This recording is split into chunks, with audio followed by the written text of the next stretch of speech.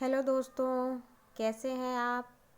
आपके अपने channel smart education में आपका स्वागत है।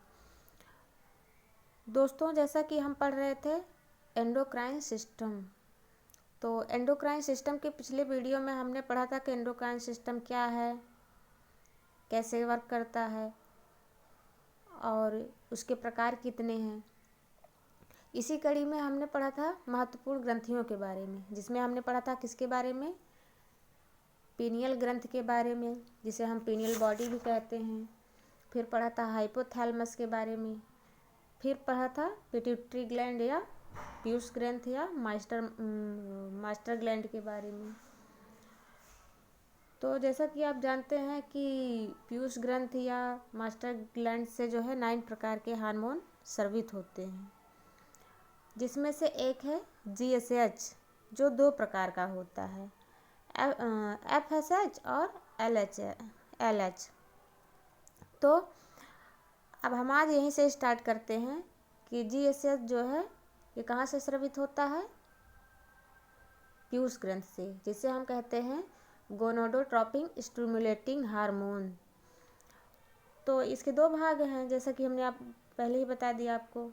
FSH यानी फॉलिकल स्टिमुलेटिंग हार्मोन और LH ल्यूटिनाइजिंग हार्मोन। तो आइए हम शुरू करते हैं कि FSH ए क्या है। तो सॉरी, यहाँ ए नहीं होगा, केवल SH ही होगा। क्या होगा, SH। और तो आइए हम जानते हैं कि SH क्या है, FSH क्या है और यह कैसे काम करता है।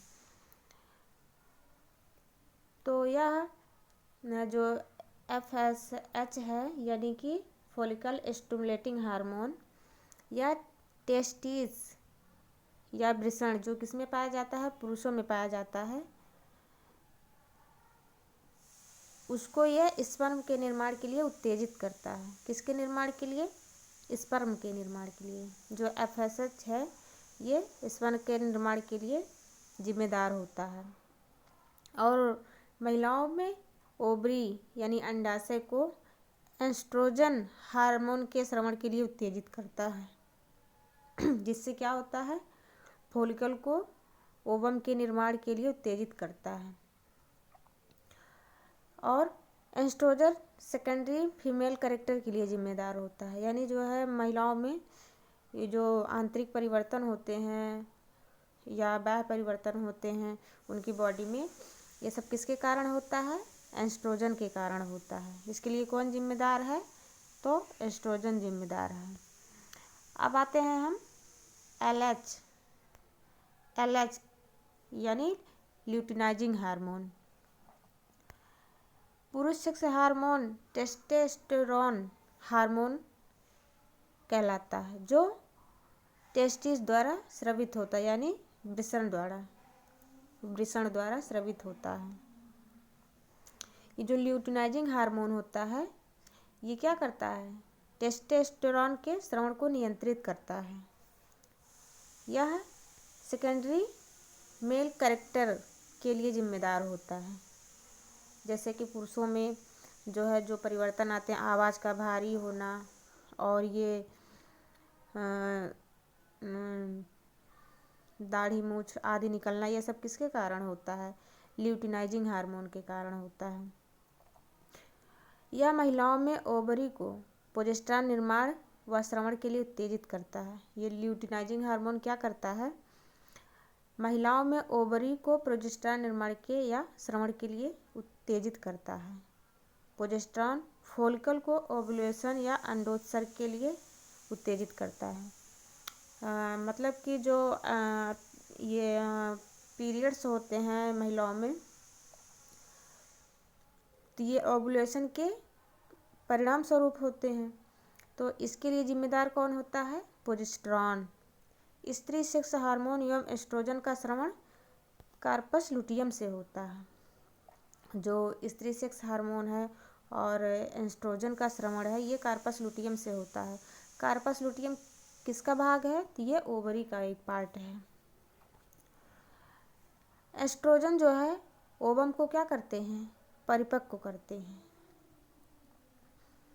एस्ट्रोजन ओवम को परिपक्व करते हैं या बनाते हैं। प्रोजेस्टेरॉन एस्ट्रोजन प्रेगनेंसी हार्मोन व प्रोजेस्टेरॉन को ब्यूटी हार्मोन्स कहते हैं। ये जो हमारी बॉडी में प्रोजेस्टेरॉन और एस्ट्रोजन पाया जाता है, इसको जो है प्रेगनेंसी हार्मोन भी कहते हैं। और जो प्रोजेस्टेरॉन होता है उसको हम ब्यूटी हार्मोन कहते हैं। अब अगला है प्रोलैक्टिन हार्मोन। कौन सा है, प्रोलैक्टिन हार्मोन। प्रोलैक्टिन हार्मोन जो है ये केवल फीमेल में होता है, जो प्रसव के बाद स्रावित होता है। कब होता है, प्रसव के बाद स्रावित होता है। जो प्रोलैक्टिन हार्मोन है ये मिल्क ग्लैंड, किसके लिए, किसके, मिल्क ग्लैंड और को मिल्क निर्माण के लिए क्या करता है, उत्तेजित करता है। एस्ट्रोजन तथा प्रोजेस्टेरॉन के साथ मिलकर गर्भावस्था में स्तनों में डक्ट यानी नलिका का निर्माण करता है। ये जो प्रोलैक्टिन हार्मोन है ये जब गर्भावस्था के समय जब जो है किसके साथ, एस्ट्रोजन तथा प्रोजेस्टेरॉन के साथ मिलकर जो है स्तनों में दुग्ध ग्रंथियों का निर्माण करता है। नोट है, त्वचा की स्टडी को क्या कहते हैं, तो डर्मेटोलॉजी कहा जाता है। त्वचा की स्टडी को क्या कहा जाता है, डर्मेटोलॉजी कहा जाता है। अगला हार्मोन है ऑक्सीटोसिन हार्मोन यानी OH। OH को क्या कहते हैं, ऑक्सीटोसिन हार्मोन। जो ऑक्सीटोसिन हार्मोन है ये मिल्क ग्लैंड को मिल्क के सीक्रेशन के लिए एक्साइट यानी उत्तेजित करता है। ध्यान रहे जो जो जो क्या बोलते हैं प्रोलैक्टिन हार्मोन है ये मिल्क का फॉर्मेशन करता है, और जो ऑक्सीटोसिन हार्मोन है ये मिल्क का स्रवण करता है। और जैसा कि आप लोग जानते होंगे कि जो है गाय भैंसों को ज़्यादा दूध देने के लिए कौन सा इंजेक्शन लगाया जाता है, तो यही OH यानी ऑक्सीटोसिन का इंजेक्शन लगाया जाता है। ऑक्सीटोसिन को बर्थ हार्मोन भी कहा जाता है, इसे बर्थ हार्मोन भी कहा जाता है। यह प्रसव के दौरान गर्भाशय को चिकना बनाता है। प्रसव के दौरान गर्भाशय को चिकना बनाता है तथा मांसपेशियों में संकुचन उत्पन्न करता है। अगला है रिलैक्सिन हार्मोन। कौन सा है, रिलैक्सिन हार्मोन। यह प्रसव के समय वेजाइनल ट्रैक्ट को फैलाता है जिससे प्रसव में आसानी होती है। देखिए जब गर्भाशय को चिकना और मुलायम बनाता है ये कौन सा हार्मोन है, ऑक्सीटोसिन, जो संकुचन उत्पन्न करता है। लेकिन जब वेजाइनल ट्रैक्ट को फैलाता कौन है, ये रिलैक्सिन हार्मोन है। जो है ऑक्सीटोसिन हार्मोन जो है ये दुग्ध स्रवण करता है, जबकि प्रोलैक्टिन हार्मोन दूध का उत्पादन करता है। कभी कभी देखा है आपने कि जो है प्रसव पीड़ा होती रहती है लेकिन जो है काफ़ी टाइम लग जाता है, तो प्रसव में शीघ्रता लाने के लिए जो है एक इंजेक्शन दिया जाता है जिसे कहते हैं सिंथेटिक ऑक्सीटोसिन या पिटोसिन का इंट्रावीनस इंजेक्शन लगाया जाता है। ऑपरेशन में हुए बच्चे को क्या कहते हैं, सिजेरियन चाइल्ड कहते हैं। माँ के दूध में क्या पाया जाता है सबसे ज़्यादा, तो लैक्टोज नामक पदार्थ पाया जाता है। अब बात आती है MSH यानी melanocyte stimulating hormone. Melanocyte stimulating hormone, इसकी क्रिया अभी जो है ह्यूमन बॉडी में अनिश्चित है। और लेकिन जो मेलानोसाइट है ये सूर्य की उपस्थिति में मेलानिन नामक पदार्थ का स्राव करता है जिससे हमारे त्वचा का रंग निर्धारित होता है, जिसके कारण क्या होता है, हमारी त्वचा का रंग निर्धारित होता है। अगला है ADH यानी एंटी डाययूरेटिक हार्मोन या वैसोप्रिन। एंटी डाययूरेटिक हार्मोन या वैसोप्रिन ये क्या करता है, ये हमारे बॉडी में पानी के लॉस को कम करता है यानी रोकता है। यूरिन के फॉर्मेशन को यानी मूत्र निर्माण को नियंत्रित करता है, की मात्रा को नियंत्रित करता है। यह हमारे शरीर के द्रव को संतुलन या नियमन करता है। एडीएच की अधिकता से रक्तचाप बढ़ जाता है और यूरिन का फॉर्मेशन या यूरिन का निर्माण रुक जाता है। अगला हार्मोन है GRH यानी ग्रोथ रेगुलेशन हार्मोन या STH सोमैटोट्रोपिन हार्मोन। यह क्या करता है?